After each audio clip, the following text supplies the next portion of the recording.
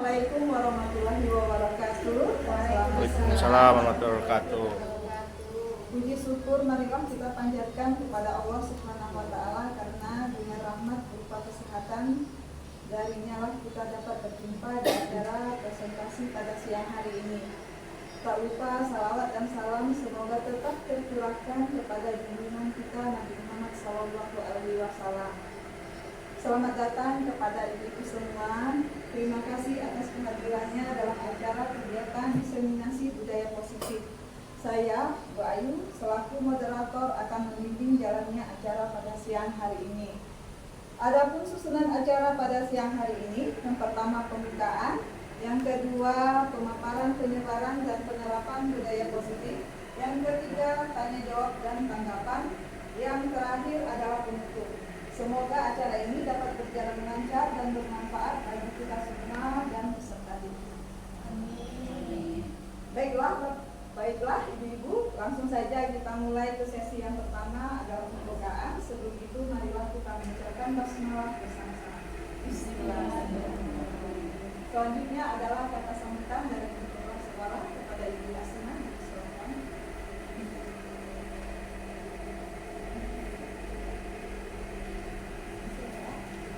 Baik, terima kasih atas kesempatan yang diberikan. Bismillahirrahmanirrahim. Assalamualaikum warahmatullahi wabarakatuh. Waalaikumsalam warahmatullahi wabarakatuh. Puji syukur kita panjatkan kehadiran Allah Tuhan Yang Maha Esa atas kelimpahan rahmat yang diberikan kepada kita semua, sehingga kita pada siang hari ini bisa mengikuti kegiatan presentasi diseminasi budaya positif, kegiatan budaya positif di Institusi Magis selaku calon guru penggerak ya.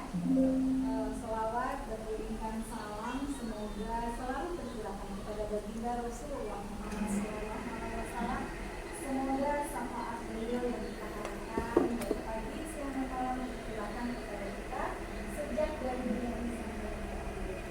Pertama-tama saya ucapkan terima kasih atas kehadiran ibu-ibu semua untuk mengikuti kegiatan presentasi ini ya. Nanti Sri Semari Simatupang ini akan melaksanakan diseminasi budaya positif ya. Ini adalah rangkaian kegiatan pembelajaran di modul 1.4 ya. Di mana Sri Semari Simatupang merupakan mempresentasikan budaya positif yang telah dilaksanakan di kelas atau di sekolah ya. Jadi kawan-kawan semangat di perlukan dalam hal ini. Nah, nanti dalam kegiatan tanya jawab silakan ya bertanya jika Bu Sri Semari Simatupang sudah melakukan presentasinya ada hal-hal yang kurang dimengerti atau kurang dipahami, silakan nanti bertanya ya.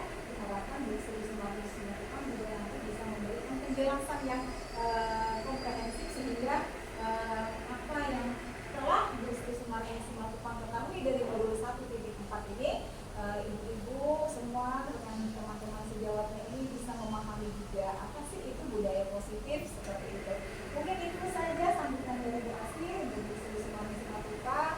Tetap semangat ya mengikuti kegiatan ini dan kawan-kawan yang belum mengikuti program guru penggerak ini diharapkan nanti di angkatan berikutnya mulailah untuk ikut juga program guru penggerak ya. Siap tergerak, bergerak dan menggerakkan. Wassalamualaikum warahmatullahi wabarakatuh. Waalaikumsalam warahmatullahi wabarakatuh. Bu, agak ke depan Bu sikit. Kelihatan. Iya. Terima kasih Bu. Selanjutnya adalah penyampaian materi yang akan disampaikan Ibu Sri Semari Simatupang SPD kepada Ibu Sri Semari Simatupang. Ya, terima kasih ibu-ibu semuanya. Selamat siang semuanya. Ya, alhamdulillah kita sehat semua. Ya, amin.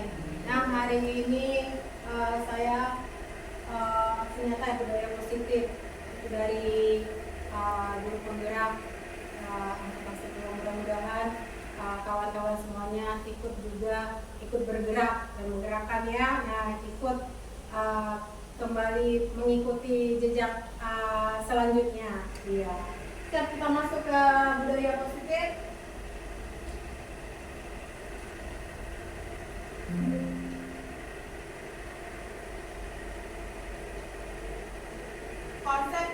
budaya positif. Di sini ada paradigma, perubahan paradigma belajar, motivasi perilaku manusia, disiplin positif, posisi kontrol guru, segitiga restitusi, kebutuhan dasar manusia, dan keyakinan kelas. Nah, sekarang kita akan membahas konsep utama budaya positif yang kita miliki ya. Apa itu ya? Paradigma belajar, motivasi perilaku manusia seperti apa yang kita terapkan? Disiplin positif apa bagi anak-anak yang kita inginkan? Posisi kontrol guru itu ada berapa dan bagaimana kita menerapkan di dalam sekolah? Nah, segitiga restitusi, kebutuhan dasar manusia dan keyakinan kelas seperti apa yang kita ingin tetapkan kepada anak kita. Yuk. Nah, pembelajaran dengan paradigma baru. Pembelajaran paradigma baru, pembelajaran dirancang dengan pembelajaran berdiferensiasi. Ya, di sini apa ya? Supaya peserta didik kebutuhannya menjadi berkembang sesuai dengan psikologi untuk mewujudkan apa ya? Ibu-ibu, mewujudkan apa ya? Profil pelajar Pancasila. Ya. Nah, yuk. Nah, teori kontrol. Teori kontrol kita tidak bisa mengontrol orang lain. Coba genggam tangan ibu-ibu semuanya. Genggam. Kuat. Iya. Iya. Kuat, genggam lagi. Siap, warna Sri. Iya. Siapa yang bisa melepaskannya? Kita sendiri, Bu. Iya, kita sendiri. Siap, kita sendiri. Bisa teman di sebelah kita. Hei, tanganmu coba lepasin genggamannya. Bisa nggak? Enggak. Karena apa? Karena kita diri sendiri yang apa ya? Mengontrol. Iya. Nah, belajar kontrol diri dengan menggali potensi kita agar tercapai tujuan, yaitu berdasarkan nilai-nilai yang kita hargai. Yuk. Nah, ada nih miskonsepsi tentang teori kontrol. Nah, apa itu ya? Ilusi guru mengontrol murid. Ilusi bahwa kritik membuat rasa bersalah mampu mengubah karakter. Ilusi penguatan positif, efektif yang bermanfaat. Ilusi bahwa orang dewasa berhak memaksa. Nah, di sini katanya guru bisa nggak mengontrol murid? Bisa nggak, Bu? Bisa nggak? Bisa. Bisa. Ya, bisa. Sebagian bisa, ada juga sebagian tidak bisa. Karena apa? Karena murid kita yang mengontrol. Mau kemana? Bu, saya mau misalnya menulis. Bu, saya mau menggambar. Nah, di sini ada juga kritik membuat rasa bersalah, mampu menguatkan karakter. Terus ada penguatan positif bermanfaat, ilusi orang dewasa berhak memaksa. Kita pernah nggak maksa anak kita? Harus siap nih, harus selesai. Kalau nggak nanti nggak pulang. Nah, pernah nggak, Bu? Pernah, Bu. Iya, pernah nggak, Ibu? Iya, pernah. Saya juga pernah begitu ya. Nah, ayo nggak pulang sama nggak siap. Nah, nanti nggak boleh makan. Nah, tapi selama ini sekarang saya sudah sedikit berubah, sedikit mempelajari modul ini. Iya. Nah, yuk kita sekarang teori motivasi perilaku manusia. Untuk menghindari ketidaknyamanan ada motivasi eksternal dari luar ya, menghindari ketidaknyamanan, hukuman. Apa yang akan terjadi apabila saya tidak melakukannya? Terus ada mendapatkan imbalan dari orang lain. Apa yang akan saya dapatkan apabila saya melakukannya? Untuk menghargai diri sendiri dari motivasi internal. Saya akan menjadi orang seperti apa bila saya melakukannya. Ini ada teori motivasi ya. Nah, di sini bagaimana teori motivasi ini? Iya, menghargai diri sendiri. Saya akan menjadi orang yang seperti apa bila saya tidak melakukannya. Ya, di sini ada mengubah paradigma stimulus respon. Ini ada kontrol stimulus respon, realita ya. Realita semua orang melihat hal yang sama. Kita mencoba mengubah orang agar berpandangan sama dengan kita. Perilaku buruk dilihat sebagai suatu kesalahan. Orang lain bisa mengontrol saya. Nah, di sini ada stimulus ya, stimulus respon ya, Bu ya. Dan di sini ada teorinya. Apa teorinya ya? Teorinya itu real. Kita beda. Setiap orang memiliki gambaran yang berbeda. Kita berusaha memahami pandangan orang lain tentang dunia. Semua semua perilaku memiliki tujuan. Hanya Anda yang bisa mengontrol diri Anda. Tadi ya Bu ya, hanya kita yang bisa mengontrol diri saya sendiri. Orang lain tidak dapat mengontrol diri kita. Ya. Kolaborasi, konsensus menciptakan pilihan-pilihan baru. Next, kita kembali. Ada yang bertanya, kita kembali ke disiplin. Soal kita kembali ke disiplin berasal dari bahasa Latin. Ada bertanya lagi Bu? Disiplin. Oke, kita kembali ke disiplin. Disiplin dari kata disiplina, artinya apa Bu? Artinya belajar. Disiplin mengacu pada memiliki tanggung jawab. Nah, kalau anak-anak kita ada nggak tanggung jawabnya kalau kita suruh belajar Bu? Ada. Nah, kalau ada tanggung jawabnya berarti dia ngapain, belajar apa tidak? Belajar. Iya. Disiplin positif merupakan salah satu cara penerapan disiplin untuk menemukan, memberdayakan peserta didik tanpa imbalan ataupun penghargaan atau hukuman. Sebagai pendidik, tujuan kita menciptakan peserta didik memiliki disiplin diri sehingga mereka berperilaku pada nilai-nilai kebajikan dan memiliki motivasi dalam perubahan perilaku. Nah, disiplin ya. Kalau misalnya, nih contohnya, disiplin. Kalau misalnya anak kita belajar itu disiplin nggak? Iya, disiplin.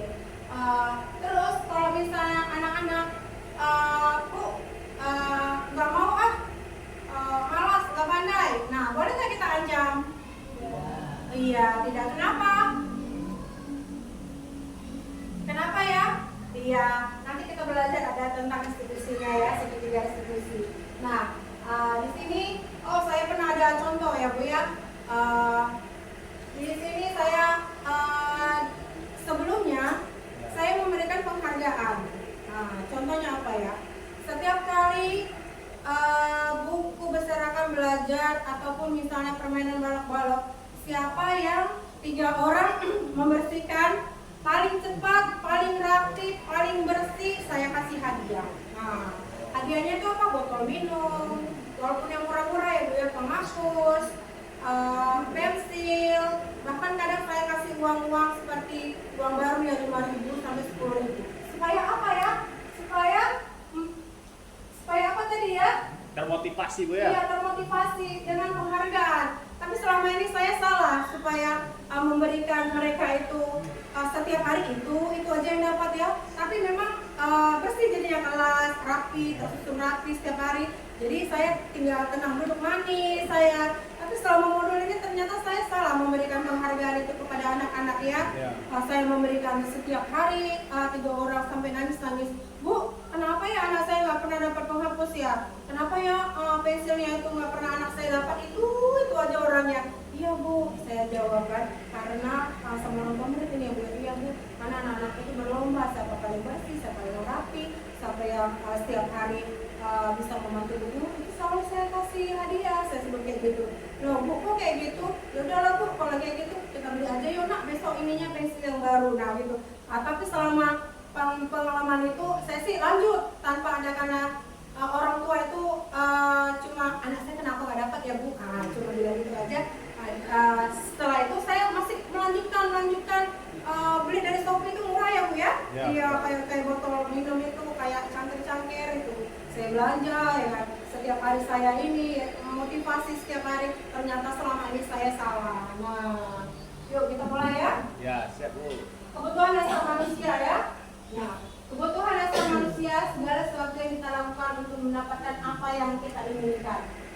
Seluruh tindakan yang kita lakukan memiliki tujuan dan semua usaha terbaik yang kita lakukan dalam rangka kebutuhan dasar kita terpenuhi. Apa ya kebutuhan dasar manusia? Nih, yuk kita lihat. Kebutuhan dasar manusia. Ada 5 dasar kebutuhan manusia. Bertahan hidup, kasih sayang dan diterima, penguasaan, kebebasan, kesenangan. Nah, kita sekarang bermain ya. Nah, sekarang saya mau tanya, 5 kebutuhan dasar mana yang Ibu pilih di dalam diri? Apakah itu bertahan hidup? Apakah kasih sayang? Bertahan hidup, standar, atau nih biasanya ya kan kebutuhan untuk hidup, kasih sayang keluarga, suami, anak, mungkin juga tetangga ya, kekuasaan yang kita miliki, kebebasan, bebas, pengen tertawa, kesenangan. Nah sekarang di sini kita bermain lagi ya, kita bermain. Nah di sini ada kertas Apa ini Bu? ya. Iya. Nah kita post-it. Nah, di sini kita bermain. Nanti dipilih salah satu yang mau bertahan hidup atau kasih sayang, penguasaan, kebebasan atau kesenangan. Nah, masing-masing semuanya nulis.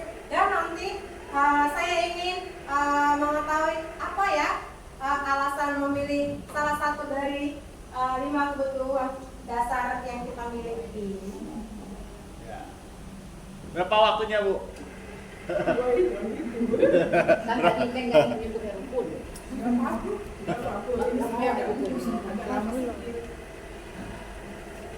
Sudah? Silakan Ibu. Ya mudah-mudah lah. Yo. Waktunya 20 menit.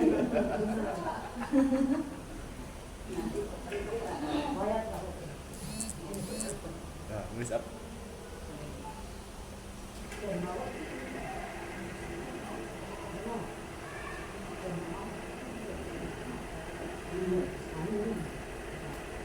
Tulis apa Bu Sri kita? Tulis apa? Ya, ditempel boleh. Silakan.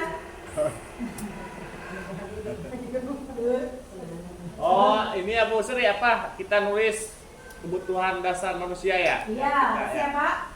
Kebutuhan dasar mana yang kita pilih? Oh, Nah, yang salah paling satunya. besar, gitu ya. Nanti satu-satu boleh menjelaskan alasannya apa. Tapi sekarang saya nggak mau lagi memberi coklat atau memberi apa karena saya udah belajar dari modul ya Bu ya. Iya. Tadi saya rencana memang mau beli Superqueen. Tapi kalau belajar dari pembelajaran ini katanya kadang memberikan penghargaan itu salah. Nah, jadi belajar lagi kembali lagi kita ke modulnya. Iya. Benar Ibu Guru? Betul. Siap, ayo Bu silakan.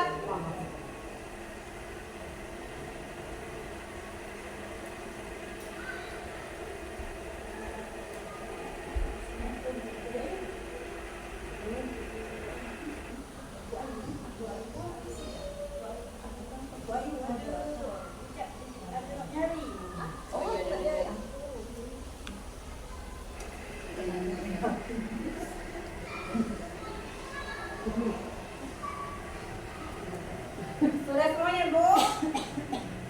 Sudah?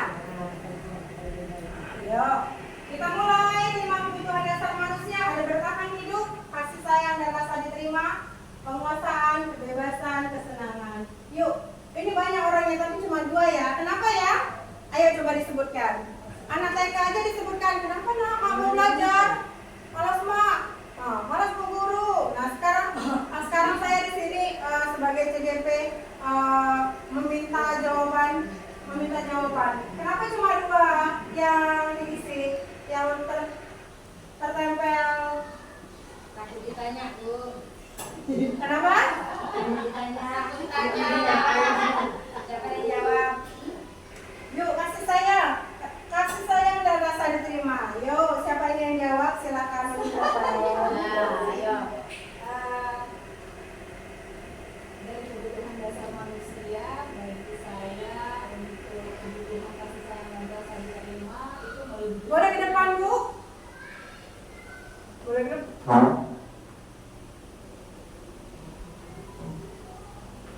Bagi saya dari 5 kebutuhan dasar manusia yang pertama ini bertahan hidup, kemudian kasih sayang dan rasa diterima, kesenangan, kebebasan dan penguasaan. Untuk bagian dari kasih sayang dan rasa diterima itu rasanya amat sangat penting ya. Mungkin bertahan hidup itu betul juga, semuanya betul, semuanya merupakan kebutuhan dasar. Tapi untuk bagian kasih sayang dan rasa diterima ini akan sangat penting. Apalagi kita di sekolah, anak-anak yang datang di sekolah kita, mereka membutuhkan kasih sayang dan rasa diterima. Dan rasa diterima itu di sini artinya tidak ada diskriminasi untuk semua anak. Jadi semua anak itu sama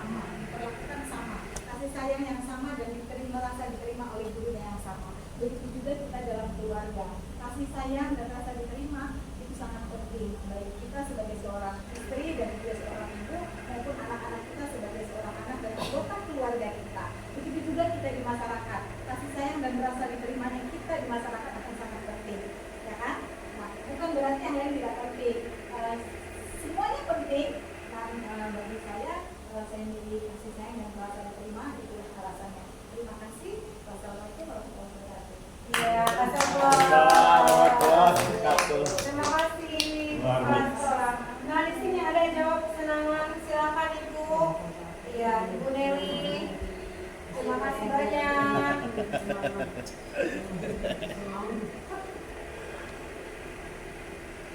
ya, selamat siang. Saya memilih kesenangan karena kebetulan memang saya mau tulisnya lain daripada yang lain gitu ya. Kebetulan tidak sama dengan Bu Asina. Tadi Bu Asina belum menjelaskan bahwa kasih sayang dan rasa diterima itu yang seperti apa. Saya di sini memilih kesenangan karena istilahnya saya mengambil satu kebutuhan di mana kita sebagai seorang guru sekarang di akhir, apalagi akhir semester ini disibukkan dengan segala macam aktivitas yang cukup padat, segala macam istilahnya kegiatan ya. Ada yang sampai malam umumnya, ada yang malahan kerjanya bilangnya nggak selesai ya. Untuk menghilangkan kejenuhan, untuk menghilangkan stres itu kita sebagai manusia butuh yang salah satu di sini yaitu kesenangan. Jadi dengan kesenangan menenangkan pikiran sebentar dengan melakukan apa yang kita senangi, contohnya misalnya pergi makan, pergi berbelanja, kita merefresh otak kita sehingga otak kita yang tadinya penuh bisa dikosongkan sebentar dan berpindah diri sehingga kita mengerjakan sesuatu itu ketika kita sudah melakukan apa yang kita senangi ya, mudah-mudahan apa yang kita lakukan nanti itu semuanya itu bisa dikerjakan dengan sepenuh hati, dengan konsentrasi kembali dan hasilnya kita kerjakan itu bisa. Iya, terima kasih. Terima kasih Ibu Meli, terima kasih Bu Asina sebagai kepala sekolah. Ada lagi Bu yang menambahkan? Silakan Ibu Turanjani. Ya. Ibu Ani, silakan. Ibu Hayati, Ibu Misyana. Ya, pas. Kita lanjut. Pas. Kita lanjut ya. Ya, Bu. Nah, di sini ada kebutuhan dasar manusia katanya ya. Kebutuhan hidup. Kebutuhan yang bersifat fisiologis untuk bertahan hidup, misalnya kesehatan, rumah, makanan. Kita perlu makan ya Bu? Iya, perlu, benar. Nah, di sini ada kasih sayang dan rasa diterima. Meliputi kebutuhan akan hubungan dan koneksi sosial. Kebutuhan ini meliputi keinginan untuk tetap terhubung dengan orang lain seperti teman, keluarga, pasangan hidup, teman kerja, ada hewan peliharaan, kelompok di mana kita tergabung ya. Nah, ada yang mau ditanya Bu? Lanjut. Ya. Di sini ada penguasaan. Nih yang penguasaan ini ya. Kebutuhan ini meliputi keinginan untuk dianggap berharga, bisa membuat perbedaan, bisa membuat tercapai kompeten yang diakui di ruang makan. Nah, penguasaan ini ya, kalau kami kita ada belajar itu tentang sosial ya, di mana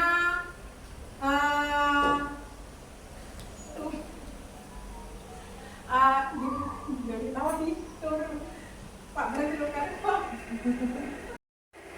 Di sini ada penguasaan ya. Di komunitas praktisi yang kami pelajari pada modul 1 ya Pak ya, 1. Di sini ada penguasaan. Nah, kami ada komunitas praktisi itu marga ya Ibu ya. Marga itu contohnya saya di marga orang Batak gitu ya. Siapa yang memiliki kekuasaan, nah dialah yang menjadi pemimpin, menjadi bendahara, yang menjadi super-supernya di antara orang-orang yang bagian dikurang dari kekuasaannya. Nah, kalau kita di sini siapa yang berkuasa? Ibu kepala sekolah pastinya, iya kan? Iya. Yang di sekolah. Nah, yuk kita di sini ada bebas. Kebutuhan akan kemandirian, otonomi, memiliki pilihan dan mampu mengendalikan arah hidup seseorang. Menginginkan pilihan, banyak bergerak, suka mencoba-coba hal yang menarik. Nah, kebebasan ini, kalau contohnya di anak TK kita ngapain ini ya Bu ya? Kebebasan ini, contohnya apa ya? Ya, memiliki kebebasan. Bergerak, suka mencoba hal yang baru, menarik, dalam pembelajaran apa? Coba Bu, boleh kita bermain lagi? Kita bermain menulis lagi ya? boleh, yuk. Yuk, sekarang kita menulis lagi. Kita menentang apa yang permainan. Kalau saya itu biasanya kalau yang contohnya ya, contohnya bisa juga saya itu yang mencoba-coba rasa ingin tahu itu pembelajaran sains. Bila saya itu biasanya itu anak-anak itu suka sains, bermain air biasanya. Jadi kalau bermain air itu ya walaupun berserakan air di mana-mana, teruslah bermain, dituang air. Nah, itulah di kelas saya. Nah, boleh kita lagi bermain lagi. Ibu silakan.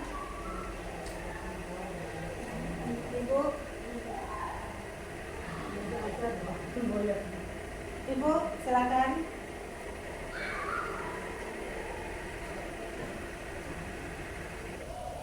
Bu Dewi.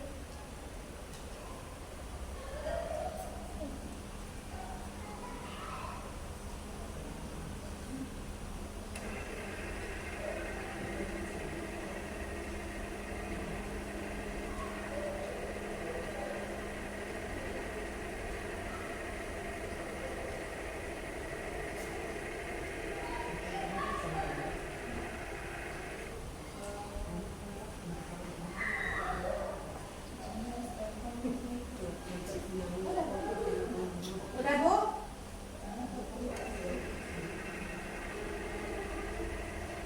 Kita mulai.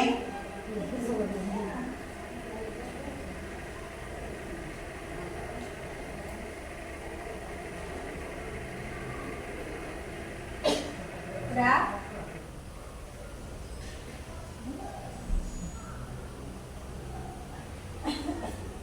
Cuma satu orang ya? Ada lagi Bu Yanti, silakan.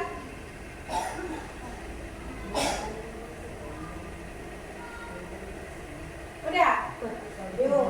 Di sini ada mengekspor halaman TK dengan mengembangkan kemampuan dasarnya. Yuk Bu, boleh silakan. Jadi dari kebebasan itu maksudnya seperti ini, nanti dari kegiatan pembelajaran di sekolah kita anak-anak bisa mengeksplor halaman mereka, dan biasanya mungkin anak-anak belajar dari dalam kelas, kemudian anak-anak di sekolah itu sudah melihat apa saja yang dia lakukan di luar halaman sekolah, mulai dari halaman atau pasir atau batu atau apa saja, dan kemudian kita menjadikan itu kegiatan pembelajaran dari segi kognitifnya, bahasa, seni, fisik motorik, dan sosialnya ya. Nah, misalnya dari pengembangan kognitifnya, dia bisa berhitung jumlah apa yang bedakan itu bentuknya daun, bentuk daun, ukuran daun, warna-warna daun ya. Itu dari kognitif. Bahasanya dia bisa mengutarakan apa sih yang didapatnya dari dia mengeksplor halaman. Kemudian dari fisik motoriknya dia berjalan atau berlari atau melompat untuk melakukan apa yang didapatnya. Kemudian dari sosial emosional kognitif dia harus mengantri gitu ya dengan kawan-kawannya, tidak dorong-dorongan, terus menghargai yang lainnya. Aku dapatnya ini, aku dapatnya ini, aku lebih banyak, aku lebih gitu. Nah, itu dia belajar apa namanya belajar sosial emosionalnya jadi lebih baik. Dan banyak lagi kegiatan-kegiatan dari di luar kelas yang bisa kita manfaatkan sehingga anak-anak bebas. Di sini artinya bebas dalam tanda kutip, artinya kebebasan artinya anak-anak mendapatkan berbagai kebutuhan dari kebebasan yang telah kita berikan kepada mereka. Kasih aplaus buat Ibu Asina. Ada lagi mau tambahkan lagi Ibu? Ibu Nili, Ibu Heria. Kita lanjut? Lanjut. Oke, kita kembali. Yuk. Nah, kita ini dulu ya. Olahraga dulu ya. Peregangan ya. Iya, boleh semua berdiri. Iya. Iya. Udah siang ya Bu ya. Ya, kita pimpin dulu ya Ibu ya. Iya, bukan anak TK-nya aja yang selalu senang pimpin, Bu guru dia juga. Iya. Disuruh tungguin kami.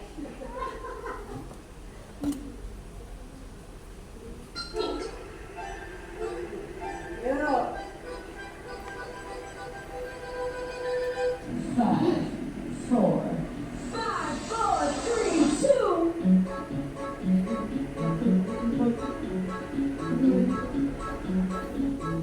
5, 4, 3, 2.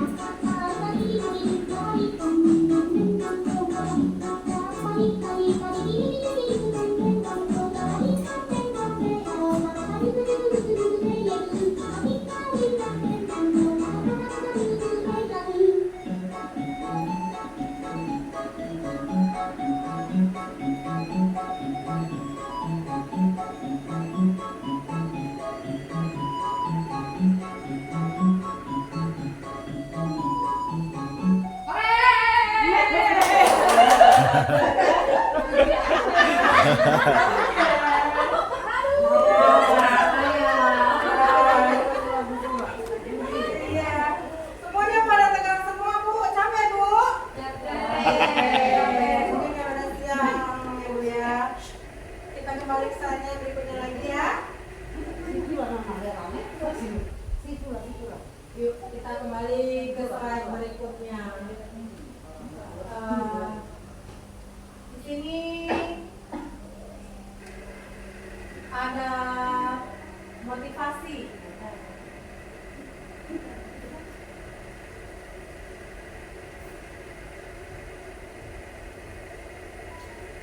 Oh iya. Nah, kita kembali lagi ya, Bu ya. Di sini ada 5 posisi kontrol. Nah, di sini ada juga video. Kita nonton video dulu ya. Iya. Apa ya ini ya di sini ya? Ini tentang 5 posisi kontrol yang kami pelajari ya, Bu ya, di modul ya.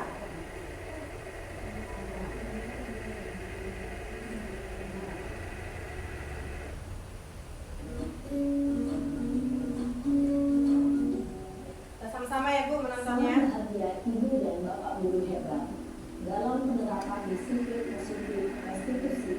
Salah satu program yang digunakan adalah 5 posisi kontrol.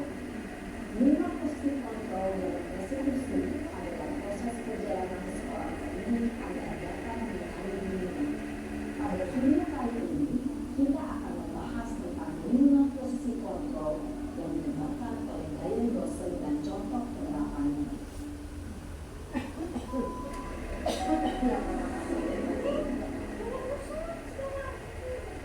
Lima posisi kontrol itu adalah 1. Posisi pemukul. 2. Posisi pembuat merasa bersalah. 3. Posisi tenang. 4. Posisi pemantau atau monitor. Dan 5. Posisi manajer. Untuk lebih memahami 5 posisi tersebut, mari kita saksikan kasus lain dan melanggar hampir 20 menit di sekolah dan melihat bagaimana 5 posisi kontrol dalam menghadapi masalah tersebut.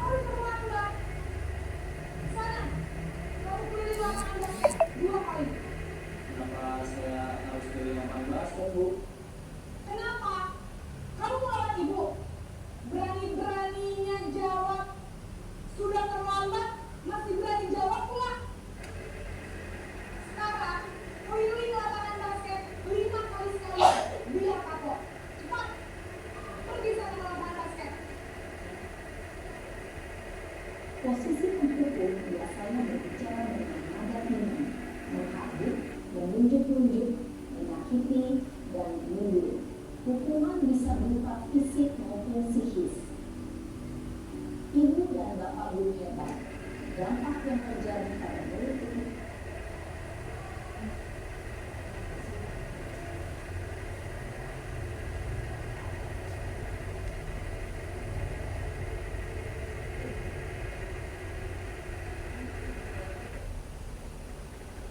Kita bisa lanjutkan. Sinyal ya. Sinyal.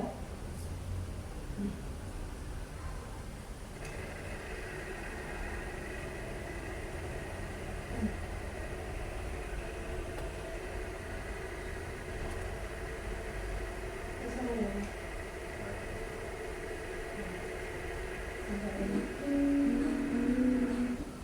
Setengah jam.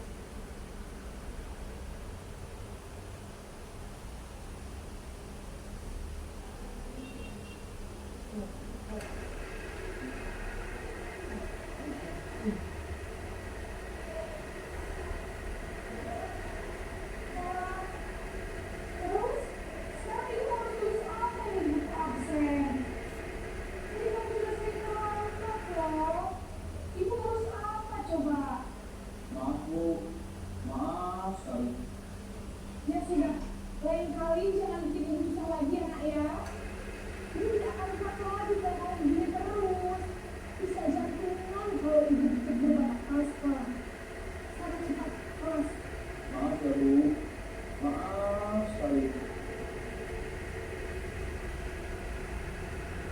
posisi pembuat rasa bersalah berbicara dengan nada tenang, cenderung lembut, namun kata-kata yang diutarakan membuat murid merasa menjadi orang yang gagal, memandang buruk dirinya sendiri, merasa tidak berharga, dan tidak sanggup membahagiakan orang lain. Ketika guru mengambil posisi pembuat rasa bersalah, murid akan menganggap dirinya yang bersalah dan ia akan menyimpan emosi negatif tersebut di dalam dirinya.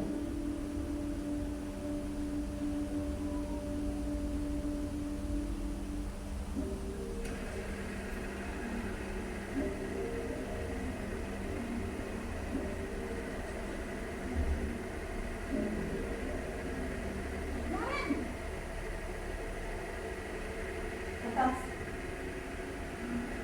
Ayo, Wah, sudah jam berapa ini nak? Terlambat lagi ya sayang. iya Bu, habis ibu saya lupa bangunkan saya Bu. Kamu malah menyalahkan ibu kamu. Kamu itu kan anak yang paling kencang. Kok terlambat sih? Iya Bu, saya memang bangun tadi. Jadi biarpun saya bincang, tetap nggak senja Bu. Ya sudah sana. Nanti lain kali larinya lebih kencang lagi ya. Biar gak terlambat lagi. Bikin senang ibu. Beri ibu. Bisa kan? Bisa Bu. Ya sudah sana masuk kelas. Ibu beresin urusan absen kamu. Kamu ini ada-ada saja. Dalam sesi teman, guru berbicara dengan nada suara ramah, apa, cenderung bersenda gurau untuk menjaga suasana tetap santai. Murid akan merasa senang, aman, dan akrab dengan guru. Identitas yang tercipta adalah identitas sukses atau berhasil. Namun, murid ingat, karena ini masih golongan eksternal, maka ada faktor ketergantungan dan guru kepada orang tertentu. Di sini, guru absennya, sehingga di lain waktu, murid bisa berperilaku baik, namun hanya kepada orang-orang tertentu saja.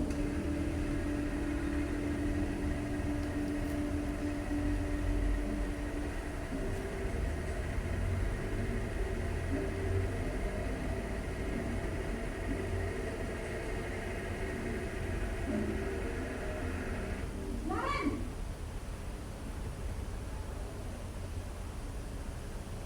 Selamat pagi Bu. Naren, apa peraturan sekolah kita tentang jam berapa kita harus masuk sekolahnya? Kita harus di sekolah jam dulu Bu. Iya betul. Sekarang sejak 7.20. Kalian sudah tahu konsekuensi dan akan hadir. Lalu saya harus punya kelas pas jam istirahat selama 20 menit. Ya benar, konsekuensinya demikian. Jadi nanti jam 9.30 pas istirahat, kamu harus tinggal di kelas, kerjakan tugas tambahan untuk ketinggalan kamu, ya. Baik Bu. Posisi pemantau menandakan kebutuhan atau data untuk memantau murid. Guru mengarahkan murid berdasarkan peraturan dan konsekuensi. Seorang pemantau menunjukkan bahasa tubuh dan ekspresi wajah yang datar dan cenderung formal.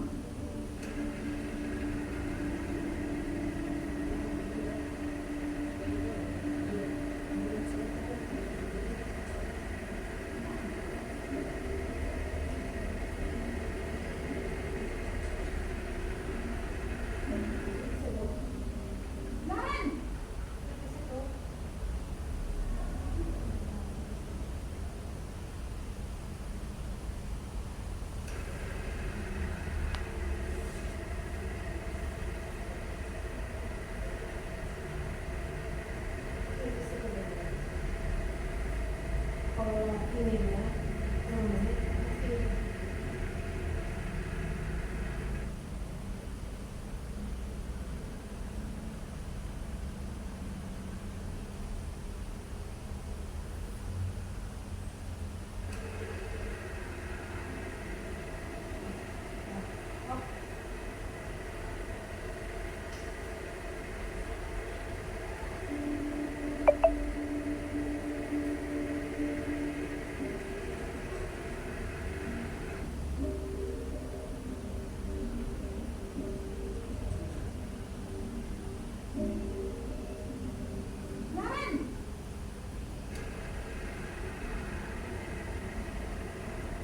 Baik Bu.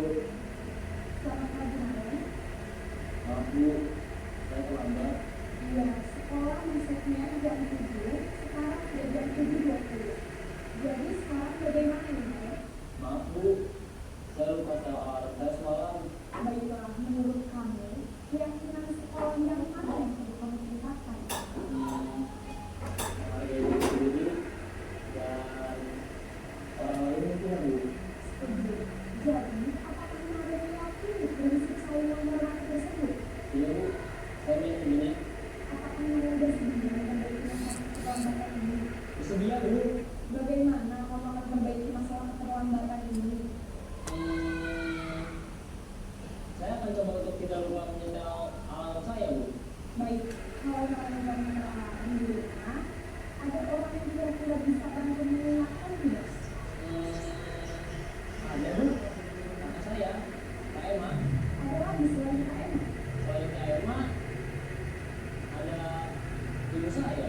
Baik, jadi yang mengingatkan Naren adalah Kak Emma dan ibu ya. Kira-kira akan buat misalkan Naren? Kalau pulang sekolah, akan segera saya lakukan. Baik, jadi Naren akan setel alarm untuk bangun besok pagi dan akan diingatkan oleh kakak dan ibu Naren ya. Ada lagi yang mungkin perlu dilakukan Naren? Agar tidak terlambat bangun lagi. Tidak ada Bu. Baik Naren, terima kasih untuk kerjasama kamu. Sekarang kamu perlu kembali ke kelas untuk belajar. Baik Bu, terima kasih. Posisi manajer adalah posisi kontrol yang disarankan untuk membimbing murid memiliki sikap disiplin yang positif, yaitu murid yang mandiri, bertanggung jawab, dan dapat memecahkan masalah. Tujuan dari posisi ini adalah agar murid dapat berefleksi atas tindakannya. Guru akan dengan tulus memberikan pertanyaan-pertanyaan bermakna, sehingga membuat murid dapat belajar dari kesalahannya dan mencari sebuah solusi untuk menyelesaikannya. Ibu dan bapak guru hebat, setelah mengamati adegan 5 posisi kontrol tadi, kira-kira posisi mana yang paling ideal? Posisi mana yang dapat menunjang motivasi intrinsik murid? Ya, tentu posisi manajer. Posisi ini memang posisi hidup.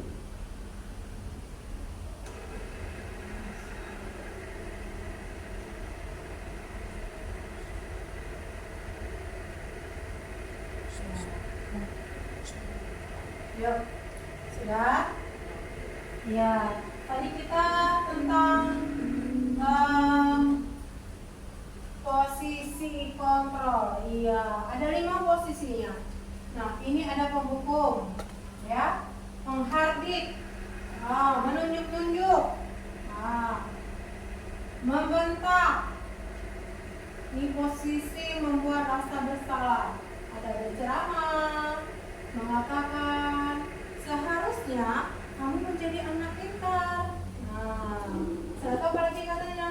Nah, ibu pengen begini ya, yang lebih bagus lagi. Nah, di sini ada posisi teman. Nah, ayolah lakukan demi ibu. Kadang kita ya, kalau di kelas itu kita sebagai kebanyakan posisi teman ya. Iya. Kadang kalau kita biasanya sama murid-murid kita itu, yuk dikerjakan. Ayolah biar jadi anak pintar. Nanti kalau misalnya nggak pintar, ayo mau jadi apa? Sering nggak mau bilang gitu, Bu? Iya, iya. Nah, di sini ada pemantau. Nah, pemantau. Nah, di sini ada menyesuaikan diri. Murid meletakkan guru, peraturan dan hukum di dunia berkualitas. Tapi kita bukan pemantau. Di sini kita menjadi apa? Posisi apa? Menghargai diri sendiri. Jadi apa, Bu? Kita posisi manajer. Nah, apa yang akan diyakini? Apa yang akan bisa kau kerjakan untuk memperbaiki masalah ini? Nah, kalau manajer ini berarti menemukan solusi. Nah, bagaimana caranya saya bisa memperbaiki keadaan? Nah, berarti kita sebagai guru ini apa, Bu? Posisinya sebagai guru TK, sebagai manajer juga ya, menemukan solusi ya. Bagaimana anak-anak supaya bisa menyelesaikan tugas dengan baik, menyusun balok dengan baik. Ya, selanjutnya ada pertanyaan, Bu? Ya, lanjut ya. Kita lanjut lagi. Ini tadi udah, kita kembali lagi.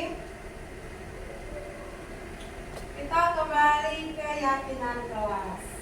Mengapa kita mempunyai peraturan tentang menggunakan helm pada saat mengendarai kendaraan roda 2 atau motor?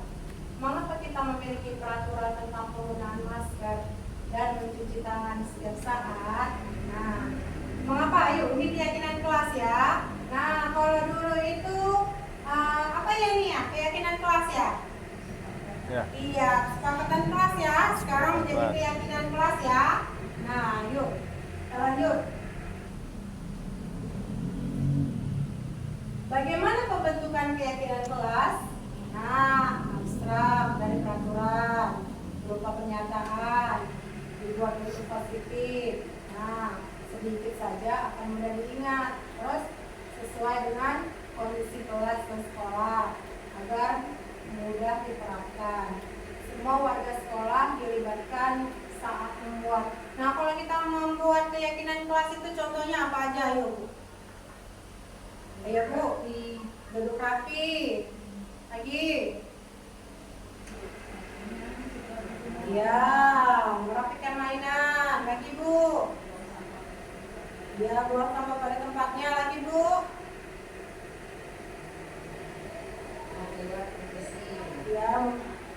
Ya, mau keluar, permisi. Lagi Bu. Ya. Nah, kalau itu dilakukan mau keluar sebelum permisi, merapikan mainan. Nah, itu kita tentukan keyakinan dulu apa langsung aja kita anak-anak kita ini ya rapikan mainan. Nah, anak-anak kalau mau keluar permisi sama Bu Guru, ada keyakinan nggak kita buat untuk misalnya kita buat di papan tulis. Setelah itu diapain? Iya diterapkan ya. Nah, di sini ada juga segitiga restitusi. Kembali lagi kita ke segitiga restitusi. Apa itu ya?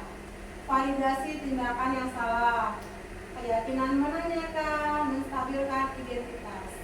Nah, ada catatan dulu. Apa yuk Bu? Kita sama-sama biar jangan ngantuk. Sama-sama bacanya. 2, 3, 1. Segitiga.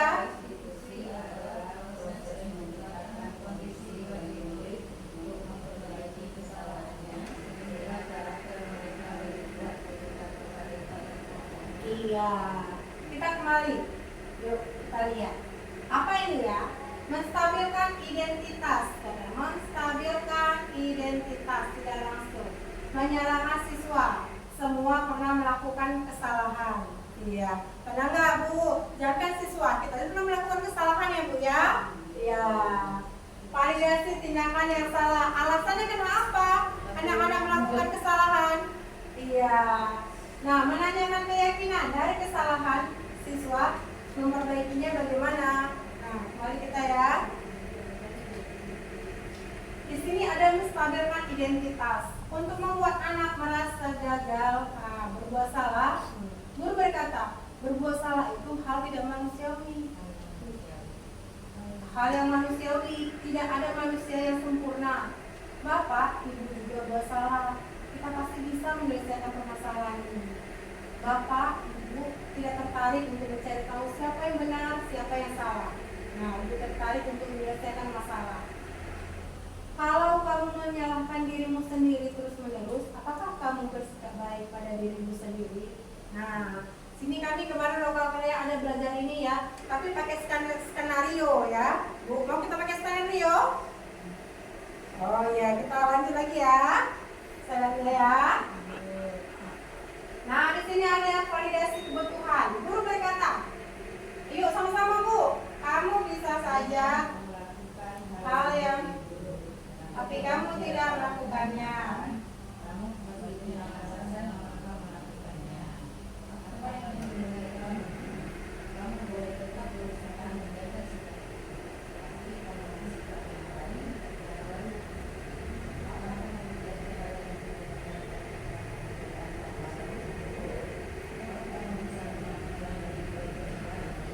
Iya, di sini ada guru berkata tentang validasi kebutuhan. Nah, kamu punya alasan apa untuk melakukannya? Ada tentang pertanyaan di segitiga resolusi. Kita lanjut lagi ya Bu ya.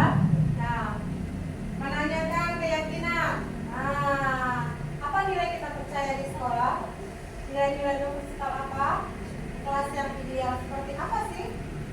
Kamu ingin jadi anak seperti apa? Apa yang kamu rasakan ketika kamu melakukan itu? Kamu menjadi orang yang seperti apa? Nah, ini menanyakan keyakinan ya Bu.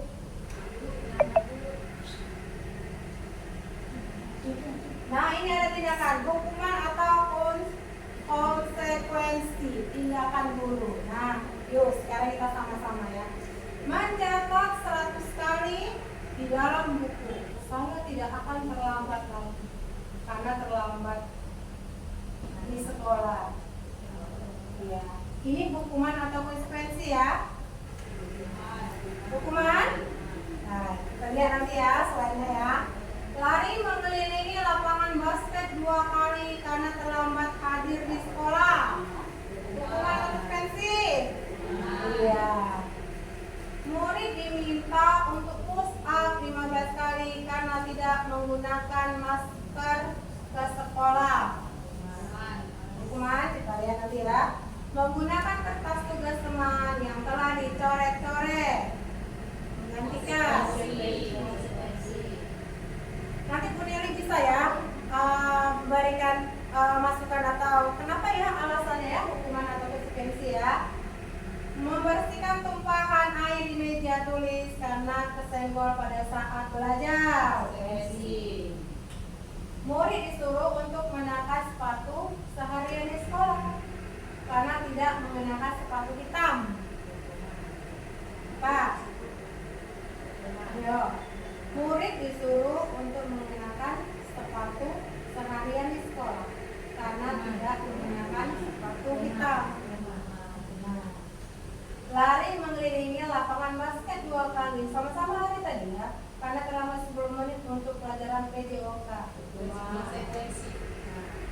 Yo, sekarang siapa? Bu Neri. Ayo, coba Bu Neri. Bu Neri tadi udah jawab. Nah, bisa dijelaskan? Maju ke depan, Bu.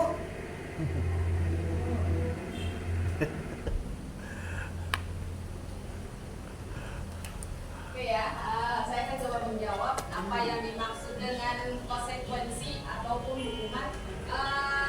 Yang saya tangkap itu, yang merupakan hukuman itu jika kepada murid sesuatu tidak sesuai dengan yang mereka lakukan, seperti datang terlambat tetapi dihukum untuk lapangan, itu nggak ada kaitannya sama sekali, kecuali yang terakhir murid disuruh keliling lapangan 1 kali atau 2 kali karena telat dalam pelajaran PJOK, karena itu berhubungan dengan PJOK.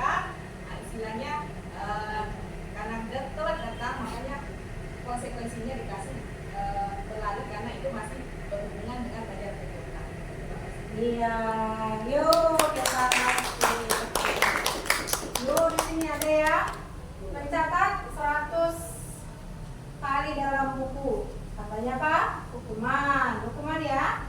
Ya, Lari mengelilingi lapangan basket, hukuman. Murid diminta untuk push up 15 kali, dihukum ya. Menggantikan kertas tugas teman yang telah dicoret-coret, konsekuensi. Membersihkan tumpahan air di meja tulis karena tersenggol pada saat belajar, konsekuensi.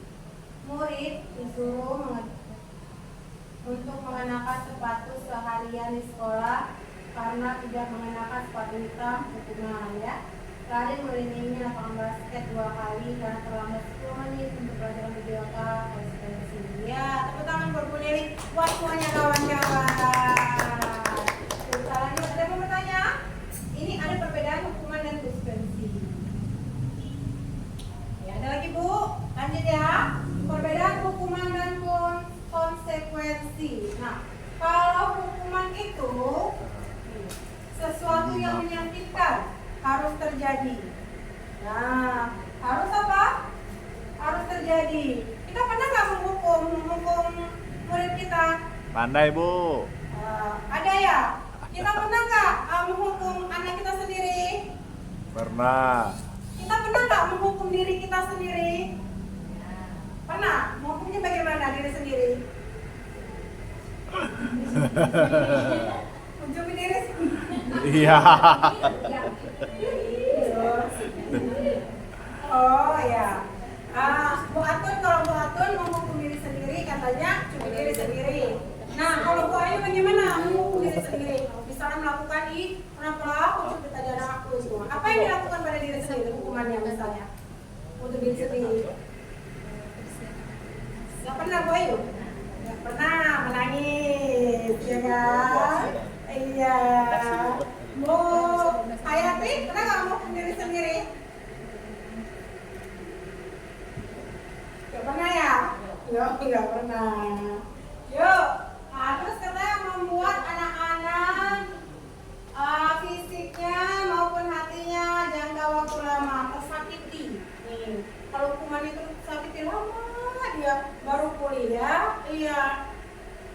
Saya pernah juga melakukan kesalahan ya tanpa respect. Saya respect ya karena melipat segitiga nggak pandai ya. Jadi saya respon saya kadang ini kan gitu saya nggak pandai. Rupanya esoknya orang tuanya ini WA. Ya ini udah masa lalu Bu, bukan yang sekarang ini. WA anak saya demam katanya. Karena melipat segitiga itu nggak pandai, ibu marah.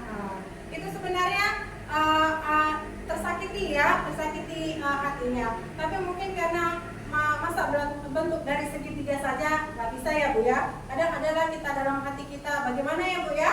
Kalau misalnya anak-anak kita misalnya melipat bentuk segitiga atau melipat bentuk persegi panjang, anak-anak nggak bisa. Kadang kita geram nggak Bu, misalnya murid kita kan ada juga masa bentuk segi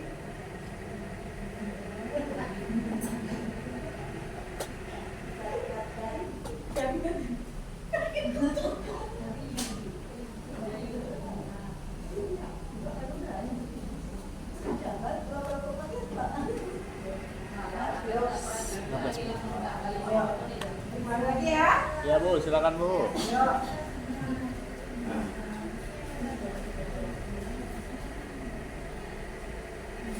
Nah, yuk di sini. Anak-anak membenci kedisiplinan. Tuh hukuman ya. Anak-anak itu benci pada disiplin. Tuh hukumannya itu dipaksa, harus. Pasti mengatakan harus ya kan? Kalau ada hukum ya. Terus kalau saya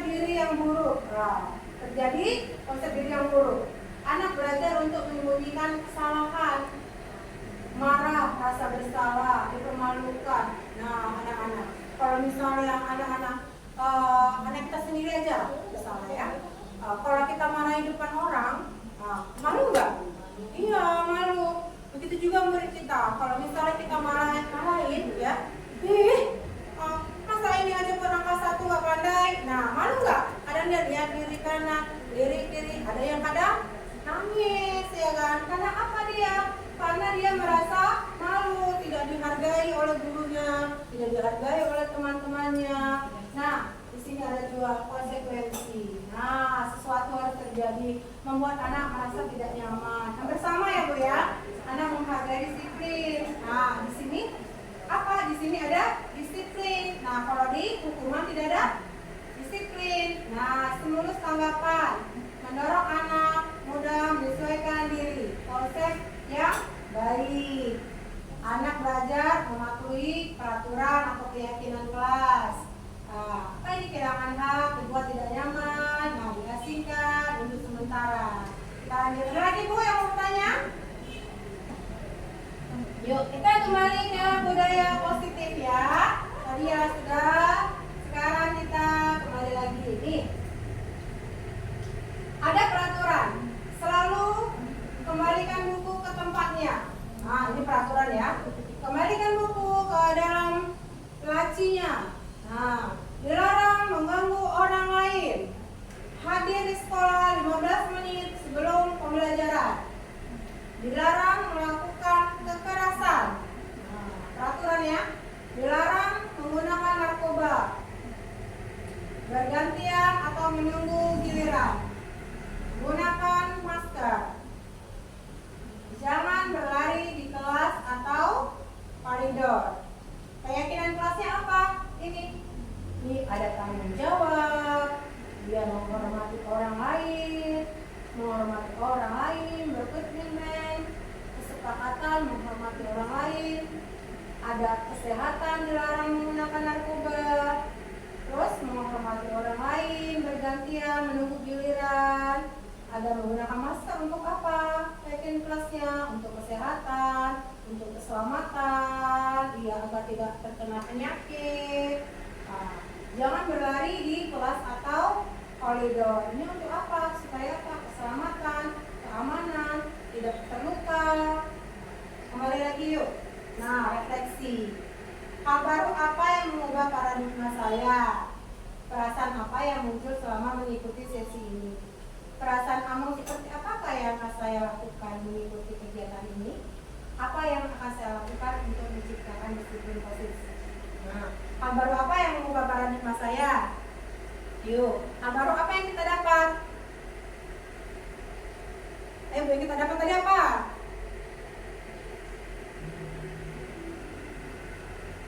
Udah dapat tentang disiplin, tentang peraturan. Lagi apa paradigmanya Bu? Segitiga restitusi. Apalagi Bu?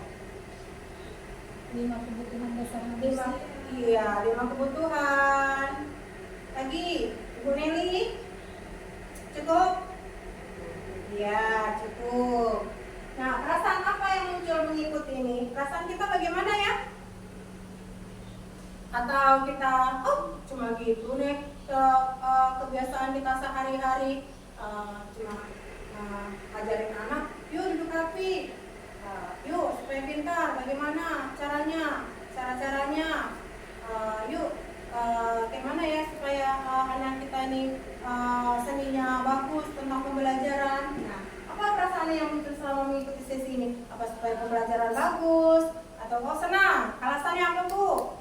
Dapat ilmu bahwa seperti itu harusnya ketika kita mengetahui 5 kebutuhan dasar manusia, terus kemudian tahu 5 posisi kontrol, dan manajemennya, harus seorang guru itu melakukan ketika anak-anak kesalahan kan pada posisi manajer. Jadi senang dapat ilmu baru, tambahan pengetahuan. Iya, tepuk tangan buat Bu Asina. Iya, berarti itu kita harus berada pada posisi manajer, posisi yang menemukan solusi. Bagaimana solusinya supaya anak-anak kita itu menjadi apa? Menjadi pintar, ya kan? Dan menemukan solusi bagaimana caranya untuk memajukan pendidikan kita. Untuk apa? Untuk kurikulum merdeka yang sekarang ini kita belajar Pancasila. Yuk Pak Ani, ada mau ditambahkan? Mari lagi udah. Yuk, peran Among apa? Tadi udah ya? Peran Among seperti apakah yang akan saya lakukan setelah mengikuti? Nah, peran Among apa? Ayo, Ibu Hayati. Yuk, Bu Hayati yang akan mengikuti CGP nih. Peran Among apa yang akan kita ikuti? Yuk. Seperti apa?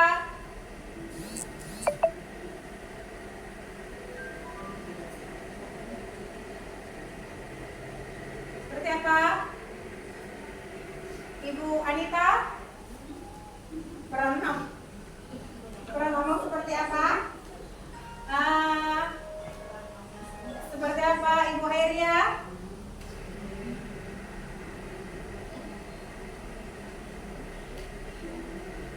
Peran Among seperti apa yang akan saya lakukan setelah mengikuti kegiatan ini? Ya, peran Amongnya itu tentunya benar. Peran Among sebagai apa? Sebagai tadi apa? Sebagai manajer. Tadi kata Ibu Kepala Sekolah, ya kan? Terus apa? Peran untuk tidak melakukan apa? Tidak melakukan hukuman, ya kan? Tidak melakukan hukuman kepada siapa? Kepada anak-anak kita, ya kan? Terutama kan kadang ya kan mau ditoyor, ya kan? Tahu nih, kadang kayak gitu, ya kan? Waduh benar, kadang kan kayak gitu kan? Nah, yuk selanjutnya ya. Apa yang akan saya lakukan untuk menciptakan disiplin positif? Yuk, apa ini? Apa yang akan saya lakukan untuk menciptakan disiplin positif? Bagaimana disiplinnya tadi? Ayo, yang positif tentang keyakinan. Ya Bu, apa yang akan saya lakukan untuk menciptakan disiplin positif? Membuat keyakinan kelas, Bu. Iya, siap, keyakinan kelas, benar. Iya, keyakinan kelas. Siapa? Udah, keyakinan kelas aja ya Bu ya, kita buat untuk disiplin positif. Membuat suasana belajar menyenangkan, Bu. Iya, menyenangkan, kreatif, ya kan? Sehingga anak didik kita menjadi apa? Menjadi berkualitas, ya kan? Pembelajaran menjadi efektif, ya kan? Mau kita lakukan untuk apa? Untuk supaya apa? Supaya anak kita menjadi pintar, ya kan?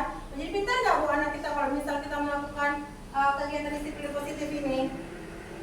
Iya.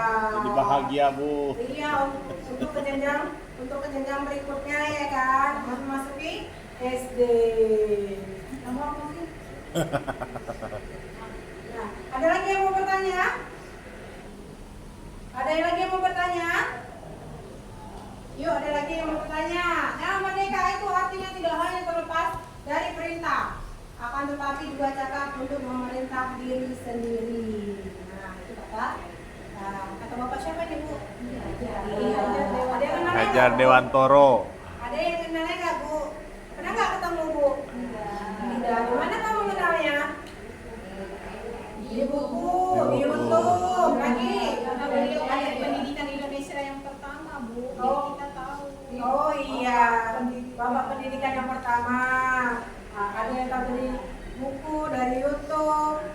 Di uang kertas, Bu, ada gambar ini, Bu. Oh, di kertas ya, pernah ya, di buku anak ya. Iya. Yuk. Ya, ada yang mau bertanya lagi? Ibu, Bapak, Bu, yang tadi untuk menerapkan disiplin positif sebagai pendidik kita seharusnya menjadi tauladan mungkin ya, menjadi tauladan bagi peserta didik kita. Jadi selain kita membuat keyakinan kelas, membuat kesepakatan kelas, tapi yang lebih efektif adalah ketika kita menjadikan kita sebagai tauladan bagi anak didik kita. Misalkan tauladan dalam segi kebiasaan, mungkin ya salam, santun, ya. Nah itu kita harus jadi tauladan. Oh disiplin, kita harus datang tepat waktu, ya. Masuk kelas dengan tepat waktu. Gitu. Nah itu kita sebagai seorang pendidik yang paling efektif yang bisa kita lakukan adalah ketika kita bisa menjadi tauladan bagi peserta didik kita. Jadi itu anak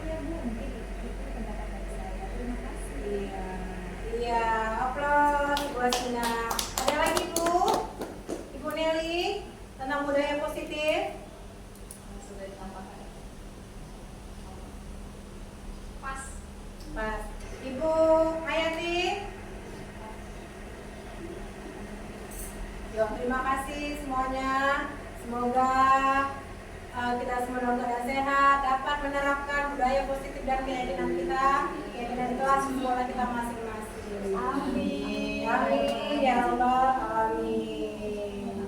Iya, terima kasih semuanya. Kita pakai aha-aha ya. Semuanya ya. Pakai dangdung ya. Ya, sama ya.